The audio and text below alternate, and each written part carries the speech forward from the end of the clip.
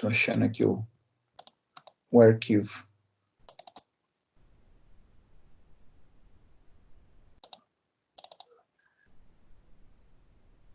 Tá linkando aqui já.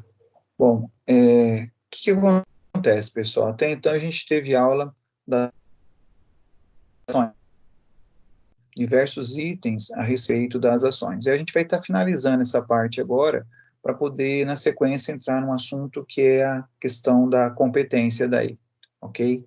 Essa aula, eu já dei ela para outra turma, então, me surgiram algumas dúvidas dos outros colegas e eu vou compartilhar com vocês aqui as dúvidas para a gente poder, de repente, pode ser de vocês a mesma dúvida.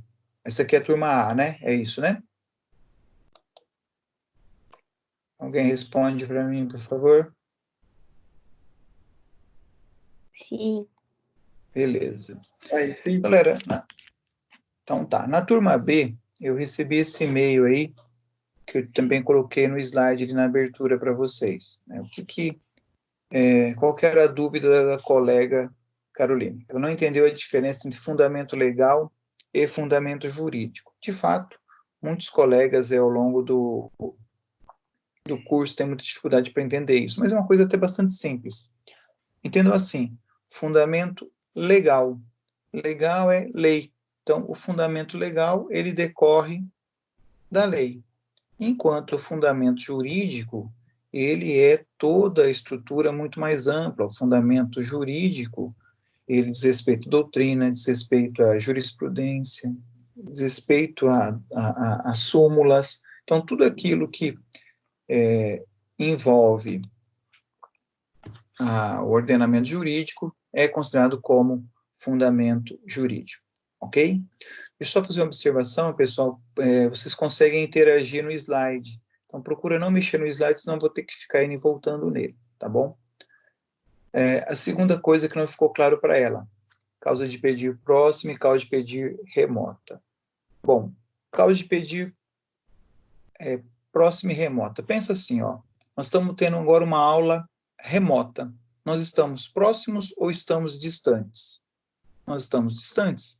Na nossa aula, quando é na sala de aula, nós estamos próximos ou estamos distantes? Estamos próximos. Então, quando a gente fala próximo e remoto, a grande dificuldade também é entender qual é o referencial de proximidade. Eu estou perto do quê? Eu estou longe do quê? Então, quando a gente fala em causa próxima e remota, o nosso referencial é exatamente o processo, é a ação.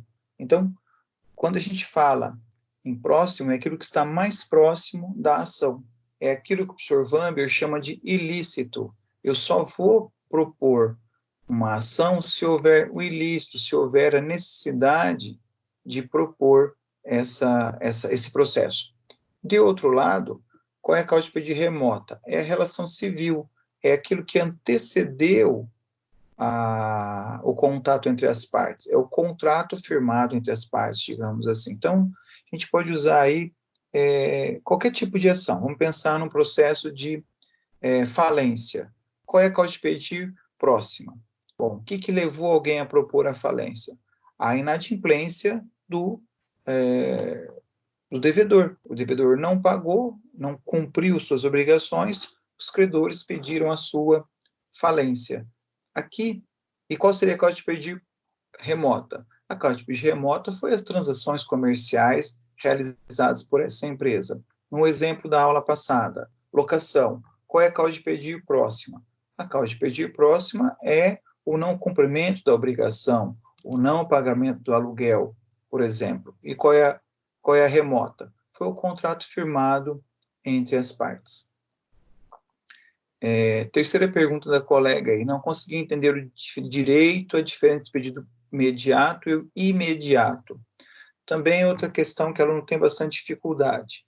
Eu sempre uso a regra do M, né? A palavra bem termina com M. Então, bem da vida termina com M, então é o pedido imediato. Então, o pedido imediato é aquilo que vai modificar a vida das pessoas, é aquilo que aquilo que você vai conseguir ou aquilo que você vai perder com o processo. Enquanto o pedido imediato, essa letrinha I faz toda a diferença. O pedido imediato, ele é a pretensão jurisdicional, ele é o pedido técnico, vamos dizer assim, é aquele verbo que a gente trabalhou, é o declarar, é o condenar, é o decretar. Esse é o pedido imediato, é o pedido técnico. E o pedido, para estar completo, ele tem que ter as duas partes, tanto o mediato quanto o imediato, que era aquele pedido que eu passei para vocês lá, faço exposto, pede a Vossa Excelência, então lá você tem aquele pedido completo com aquelas duas divisões, ok? Então, isso eram as dúvidas que a gente tinha da aula passada. A gente começa agora a tratar do assunto da aula do dia, que é exatamente os elementos do processo civil, seguindo ali o parágrafo 11 do Humberto Teodoro Júnior, que é a obra que a gente está adotando de referência esse ano com vocês, ok? Então, vamos lá. Quando a gente fala de elementos do processo, nós estamos falando daquilo que são para entender primeiro o que é o processo. O processo, ele vem lá, né, do latim, processo, perdão, processo, procedere, que nada mais é do que a ação de adiantar-se, ir adiante, caminhar. Então, quando a gente está falando em processo, a gente está falando daquela sequência lógica, a gente está falando de o autor apresentar a sua petição inicial, nós estamos falando da realização das audiências, da produção de provas, da contestação, estamos falando das providências preliminares, até que chegamos ali ao ápice do processo, que é exatamente a sentença. Então, com a sentença, a gente consegue ter, então, a finalização do processo. Então, o processo ele é um caminhar, é um percurso que a gente vai fazer entre a petição inicial e a sentença. Pessoal, vocês estão conseguindo ver meu slide aí? Está visual para vocês? Alô? Sim. Tá certinho. Uhum. Oi, Ana. Está visual? Oi, Legal. Dani. Oi, Dani, tudo bem? Oi, bem, professor, e você? Então, tá bom. Alô? Alô? Bom, pessoal, parece que o sinal sumiu aí, estão me ouvindo? Sim. Sim. Então, tá bom.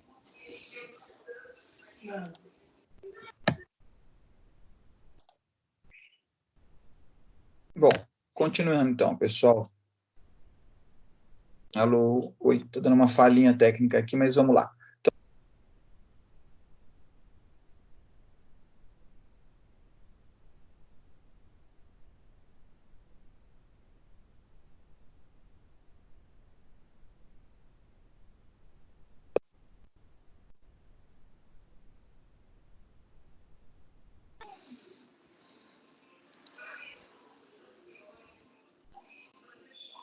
Sim.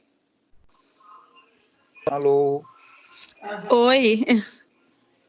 Que parte, vocês conseguiram ouvir essa última parte, pessoal? Do telefone, meu Não. microfone ficou mudo. Ficou mudo. Ficou mudo, né?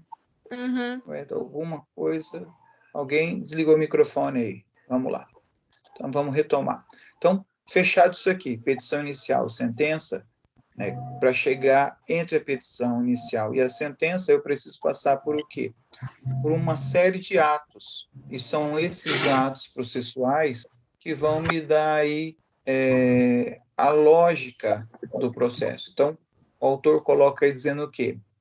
Processo, sequência de atos das partes e do órgão judicial tendente à formação e atuação do comando jurídico. Mas como é que se dá esse ato das partes? As partes, pessoal, eu usei aqui a lógica do azul para vocês conseguirem entender melhor. As partes formulam basicamente um único tipo de documento, por meio de seus advogados. É claro que são as petições. É claro que eu tenho vários tipos de petições. As duas petições mais conhecidas, mais famosas, seria a petição inicial, elaborada pelo autor, enquanto o réu elabora a chamada contestação. Então, esses são os atos das partes. Quando a gente vai para o órgão judicial, a gente vai para o juiz realiza basicamente 3 tipos de decisões. São os despachos, as decisões interlocutórias e a sentença. Começando pela sentença, que é mais fácil para vocês entenderem. Sentença é o ato do juiz que põe fim ao processo. É o ato do juiz que vai, de fato, decidir aquilo que está sendo discutido ali perante ele. Decisão interlocutória é qualquer outra decisão que ocorra no meio do processo, para que esse processo possa dar andamento, por exemplo, uma liminar, por exemplo, ele autoriza a busca e apreensão de alguma coisa. Isso é uma decisão interlocutória. Sendo que os despachos são todos os atos do juiz, que não seja sentença nem decisão interlocutória. Então, o juiz ele só pratica esses 3 tipos de decisões. Bom, o processo como um todo, ele vai se desenvolver com a colaboração das partes. Hoje, nós temos até o artigo 6º do novo Código Civil, que fala no princípio da cooperação. As partes têm que cooperar para a resolução do conflito. Bom, e como é que faz para isso tudo se materializar? O autor, ele vai fazer o quê? Vai procurar um advogado e vai fazer a sua petição inicial, encaminhando ela para o juiz.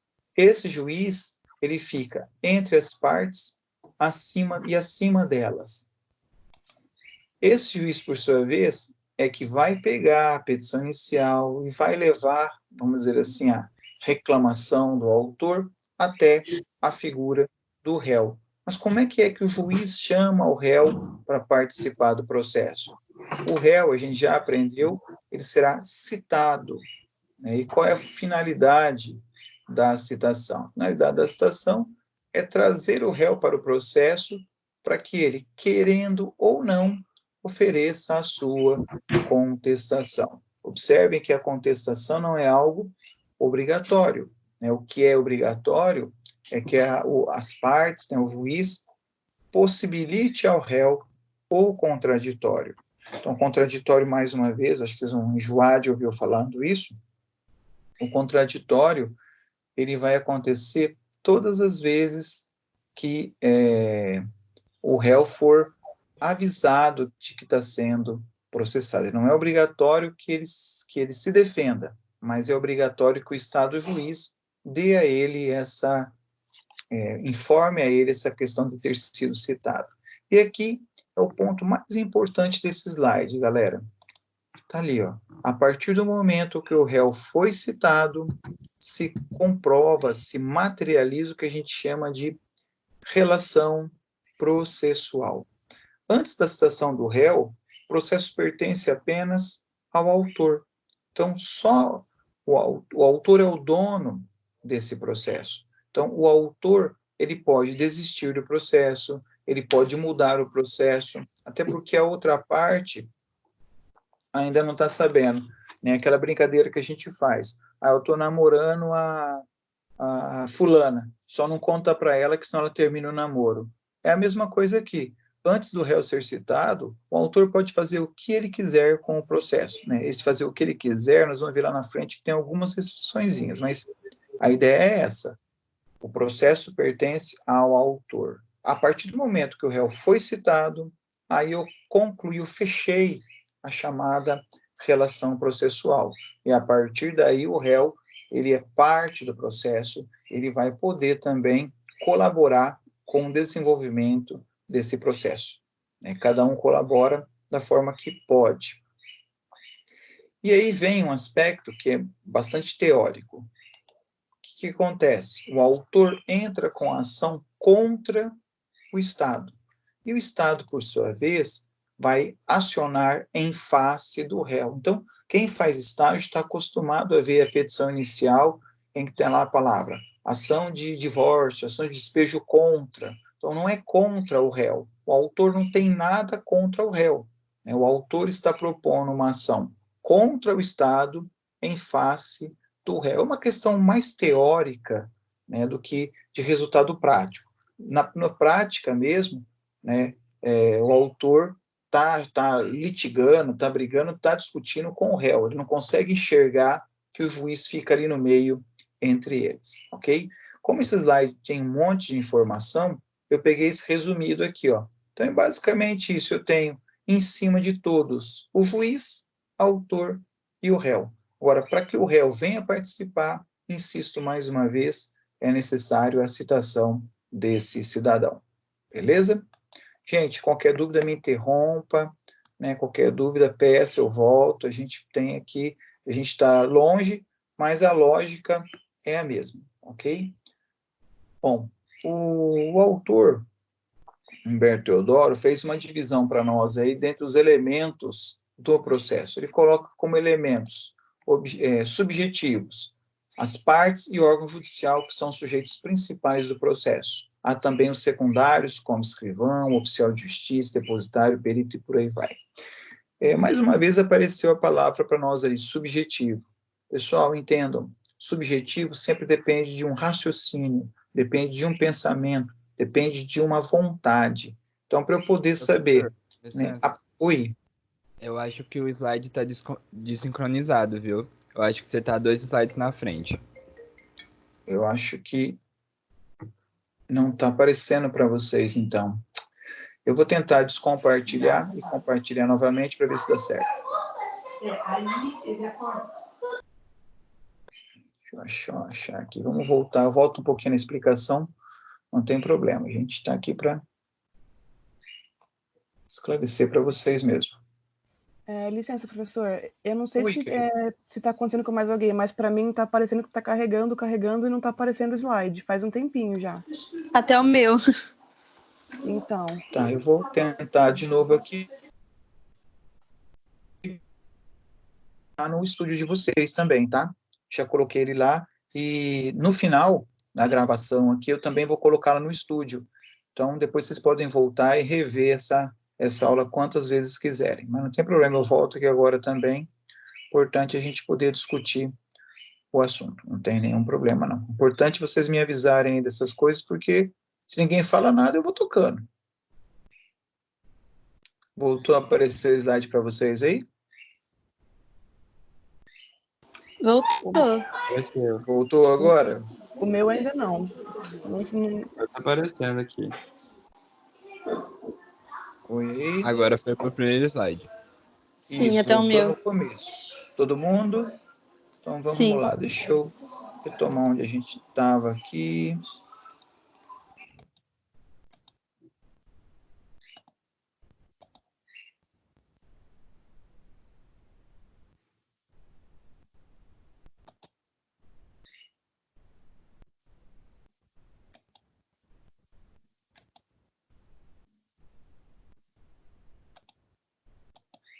Vamos lá, estamos chegando. Acho que foi aqui que vocês não conseguiam ver, né? É isso? O meu foi.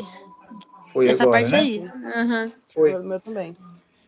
Tá. Então, deixa eu colocar aqui, fazer uma visão rápida dele. Então, mais uma vez, isso aqui é importante, pessoal. Então, voltar nisso aqui até... Não entendo como perda de tempo. É uma forma de memorizar novamente. Então, o autor aciona o Estado e o Estado aciona o réu. A gente usa para isso as expressões contra e em face de. Aqui, ó, a gente tem o mesmo esquema resumido, onde eu tenho o juiz acima e entre as partes, o autor, que é quem vai começar o processo, e o réu é quem sofre o processo. Uma observação que eu faria mais à frente, mas faço desde já. Quem é parte? Autor e réu. Só que esse autor e réu, para ser parte, e agora vem a informação importante, parte é a que sofre o efeito da sentença. Porque nós temos várias pessoas que participam do processo, juiz, advogado, esse pessoal não é parte. Parte é apenas o autor e o réu. São as duas únicas figuras capazes de sofrer os efeitos da sentença. Ok? Belezinha? Chegaram no slide de classificação dos elementos do processo? Está visível para vocês? Sim. Tá visível aqui. Tá. Então, que acontece? O autor colocou para nós elemento subjetivo, que é aquele que depende do pensamento, é aquele que a gente tem que raciocinar. Qualquer pessoa pode ser parte? Não, só pode ser parte aquele que tiver interesse, legítimo interesse, que seja aquele o titular do direito. De outro lado, nós temos o juiz. Qualquer pessoa pode ser juiz? Eu posso levar meu processo para qualquer juiz? Não, não posso. Vocês vão ver, daqui a mais 2 aulas, a questão da competência, e lá na competência vocês vão ver que tem um juiz para cada tipo de problema. Então, se o meu problema ele é trabalhista, eu vou ter que levar o meu processo a um juiz do direito do trabalho. Então, tem que pensar para poder chegar a essa conclusão. Daí que eles dizem, que o autor diz, que são o tal dos elemento subjetivo. Por quê? O que é o elemento objetivo? Pessoal, tem alguém mexendo nos slides junto comigo, por isso que está dando essa complicação aí. Procura não apertar no slide, senão você avança a minha apresentação aqui e desconecta os colegas, tira eles de sincronia, tá bom? Então, o meu saiu tudo. Porque alguém mexeu aí, mas não tem problema, eu vou explicando mesmo sem o slide aqui agora. Quando eu falo do elemento objetivo, o objetivo grava assim, ó, é algo mais claro, é mais transparente, é objetivo que o meu slide sumiu da tela. É objetivo que eu estou colocando de novo. Isso são coisas que eu consigo simplesmente olhar. Eu não preciso pensar se está certo ou se está errado. Eu consigo dizer que está ali. Um dos elementos que é considerado a perícia. A perícia está no processo. É uma perícia boa ou é uma perícia ruim? Isso eu não sei. Isso, nesse momento, não me é interessante. Eu vou ter que julgar a prova lá no momento processual dela. Enquanto elemento é um elemento objetivo. Eu vou olhar, ela está ali. Outro elemento objetivo que o autor coloca são os bens do processo. Aquilo que está relacionado no processo. Uma casa, um carro. A casa é nova, é casa velha? Isso não é relevante. O que é relevante é, se eu tenho uma casa dentro do meu processo, é suficiente para que eu tenha presente ali o meu elemento processual, objetivo. Ok? Então, são questões mais de ordem teórica para que a gente possa entender o processo. E insisto mais uma vez, de tudo isso que eu falei até agora pela manhã, o mais importante é realmente o estabelecimento da relação processual, porque é a partir da relação processual que a gente vai começar a ver as consequências desse meu processo. Tá?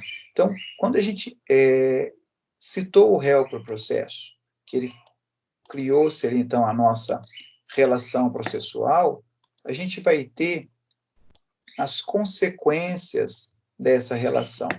E a primeira consequência que o autor separa para nós, o slide já vai chegar nesse assunto, ele vai colocar para nós ali, são os direitos processuais. Direito processual, o próprio, vamos dizer assim, direito é aquilo que a gente tem como, que a gente pode exercer, a gente tem assegurado para nós esse exercício. A gente tem assegurado para nós, por exemplo, o direito de ação.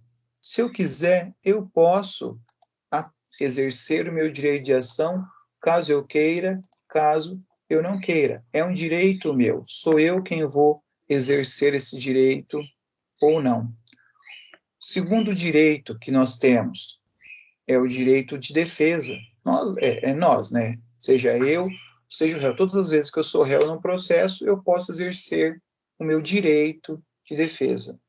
Outro direito processual que o autor coloca para nós, recusar o juiz suspeito. O que significa recusar o juiz suspeito? Significa que, a partir do momento em que eu tenho um juiz, esse juiz tem que ser um juiz o quê? Imparcial. Se eu perceber que o juiz é amigo da parte, ou é parente da parte, aqui é a parte importante, ó, eu posso pedir o afastamento desse juiz. Mas é possível pedir a troca de um juiz no processo? Sim, sem nenhum problema. Você vai lá e pede que esse juiz seja retirado do processo. Vocês estão conseguindo ver esses lá direitos processuais ou não? Sim. Está conseguindo? Agora quem não está vendo sou eu. Mas não tem problema, vamos continuando. Então, importante isso, né? Se o juiz ele for amigo íntimo da parte, alguma coisa, a gente vai, troca ele. Tem um procedimento para isso, chama-se suspeição do juiz. Como que faz, aonde que faz, a gente vai ver isso já ao longo do nosso semestre aí. Beleza? O último direito que a gente pode trabalhar agora é o direito de recorrer. Se a parte quiser recorrer de todas as decisões judiciais, cabem recurso. Olha, que a parte quiser, ela pode, então, recorrer dessa decisão. Muito importante. Isso é o fundamental, isso é o que não pode esquecer na aula agora. Todos esses direitos têm que ser realizados em contraditório.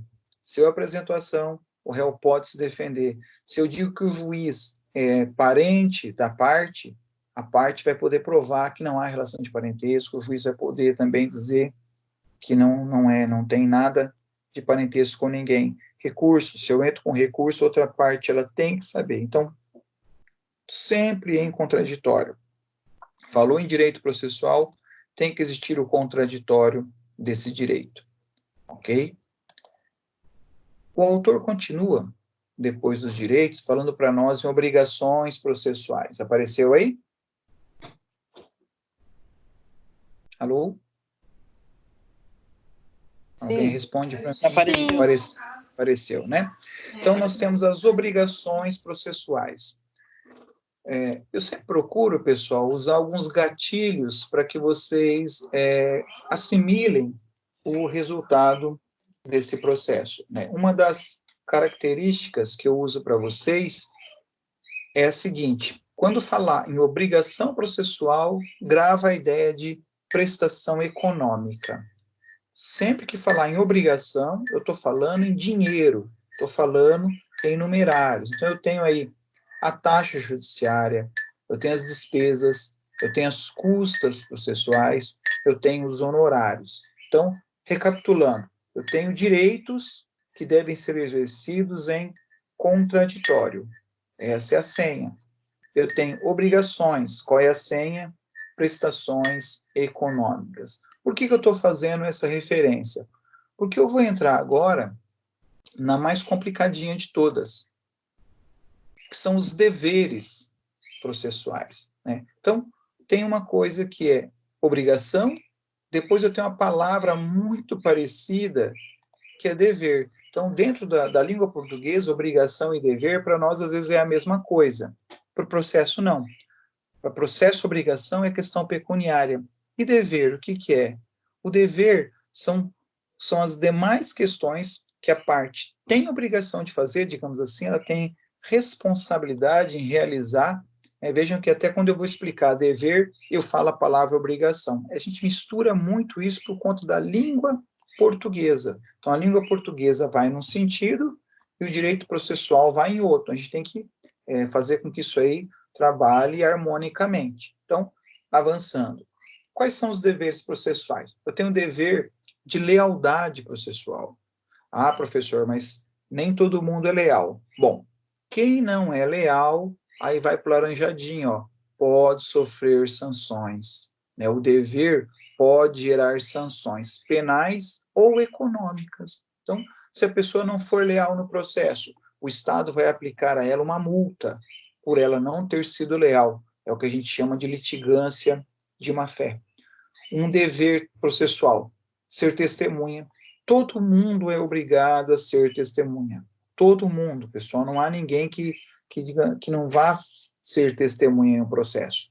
E pior, para ser testemunha, você não tem que querer ser testemunha, você não tem que concordar em testemunhar. Basta que a parte coloque o seu nome lá no processo. É óbvio que a gente, enquanto advogado, você não vai colocar o nome de uma pessoa que você não conversou com ela antes, que você não discutiu o assunto, que ela não queira testemunhar. Porque se você colocar alguém que não quer falar, ele vai mais atrapalhar do que ajudar no processo. Mas é um dever. Se a pessoa se recusa a testemunhar, ela pode ser levada à força. O juiz pode requisitar força policial para mandar buscá-la lá na casa dela. É claro que também, isso seria em último caso, buscar testemunha em casa é muito comum no processo criminal, no processo civil isso quase não acontece, a gente tem raríssimas situações em que você busca testemunha. Só que outra coisa importante, a testemunha, se ela não for depor no momento oportuno, ela vai arcar com as custas pelo atraso desse depoimento. Então, por que é um dever? É um dever porque se ela não cumprir, ela vai ter uma sanção, ou penal ou econômica. Finalizando essa ideia, a mesma coisa acontece com os documentos. Né? Um dos exemplos são esses. Né? Quando eu coloco obrigações, deveres, direitos, não são os únicos, são apenas alguns referenciais para a gente poder depois vincular com outras ideias aí. Bom, fechando então, quando a gente fala em obrigação, eu estou falando em caráter econômico. Quando eu estou falando em dever, quando eu estou falando em obrigação, eu estou falando exatamente na existência, no pagamento de um determinado valor. Quando eu estou falando de dever, ela é uma outra pressão. Essa pressão que eu vou fazer, eu não vou ter gasto. Para ser leal, eu não vou gastar. Para ser testemunha, eu não vou gastar. Para exibir documento, eu não vou gastar. Agora, por isso que a gente fala, são outras prestações sem caráter econômico. Agora, se eu não cumprir com os meus deveres, a partir daí, eu vou ter, posso sofrer sanções econômicas pelo descumprimento desse dever.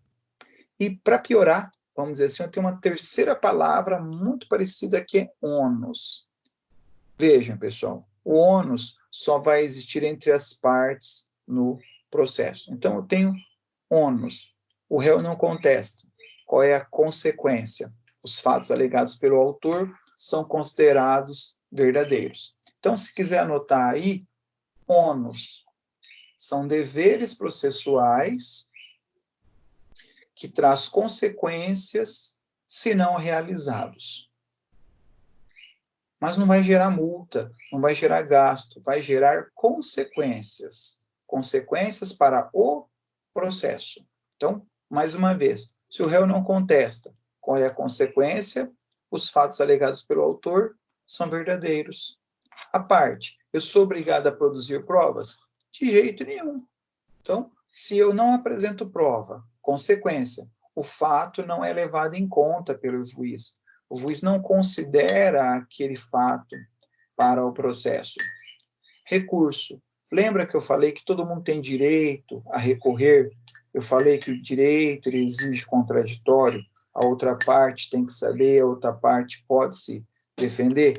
Pois então, nesse momento ali, se o vencido não quiser recorrer, ele vai ter prejuízo, ele vai ter como consequência. O processo vai acabar e a sentença vai transitar em julgado e não vai poder mais estar discutindo aquelas questões. Então, toma muito cuidado, que são palavras muito próximas na língua portuguesa, mas que para o processo traz consequências bem distintas. Então, eu procurei trazer isso aqui para vocês. Ó. O ônus, você é livre para cumprir. Você não tem obrigação de fazer. Né? Então, aqui, ó, se você não apresenta as provas, os fatos não são levados em conta pelo ônus, então você é livre para cumprir. No dever, você já não tem essa liberdade de cumprir ou não cumprir, porque você vai sofrer sanções penais ou sanções econômicas. Trago aqui novamente os 3 exemplos: lealdade, testemunhar e exibição de documentos. Então, qual é a mensagem que eu quero deixar para vocês? Toma cuidado com a terminologia técnica. Separe ônus de dever e de obrigação, que vai ficar muito mais fácil para você poder entender os nossos próximos assuntos que vão vir para o processo. E a gente terminando essa parte dos elementos do processo, você vai entrar num assunto que é a chamada competência. Eu tenho chamado bastante atenção de vocês para a necessidade da leitura, daquele referencial que eu fiz para vocês. No primeiro dia de aula eu entreguei, e agora eu coloquei todo o material no estúdio. Se você entrar lá, tem nosso programa e tem todas as aulas colocadas ali. No canal YouTube, eu estou disponibilizando o link para vocês no estúdio, você tem as aulas gravadas, onde tem a minha fala nesse material. E também essa aula aqui, assim que a gente encerrar a nossa atividade, que eu também já coloco o link para vocês dela lá no estúdio, ok? Acho que tudo que eu tinha preparado para esse momento agora, porque vocês ainda vão ter que entrar no fórum, responder as questões que estão lá, era esse o assunto.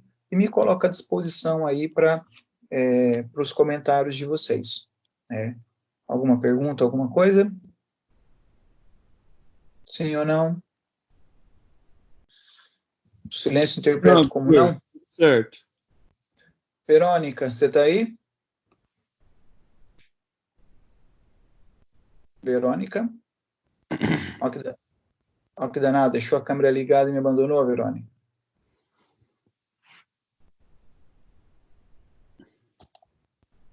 Alô? Professor, estou aqui. Alguma dúvida, querido? Não, tudo certo. Pessoal, então, se vocês não tiverem dúvida, espero ter sido útil. Gostaram desse método de aula ao vivo ou preferem os slides? Não muda muito, né? Na verdade, é quase a mesma coisa. Diga.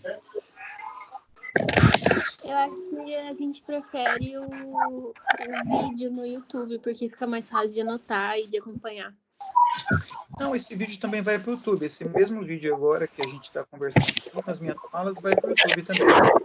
Você consegue voltar. Tá. E na próxima aula, a gente vai retomar algumas coisas desse daqui. As dúvidas de vocês, vocês podem fazer a pergunta sem nenhum problema para mim. Tá. E o fórum vai ficar até 11h40? Deixei ele até 11h59. Eu deixei ele até a meia-noite, na verdade. 23h59. Para vocês terem um tempo aí para poder responder. Eu preferia que respondesse agora pela manhã, né, para eu poder também interagir com vocês. Mas não tem problema, não. É importante que vocês participem e, mais importante, que aprendam. Ah, tá. Beleza. Beleza? Professor, essas faltas, como que vai ser computado, no caso, a presença? O sistema ele faz automaticamente. Quem aqui, no caso aqui, não sei se você quiser saber, você tem aí no seu chat o pessoas. Ele diz exatamente quantas pessoas entraram, me dá o nome de todo mundo aqui que participou. E no fórum a mesma coisa, quem participa e responde, fica lá gravadinho a presença dele. Entendi. Tá bom? Tá bom.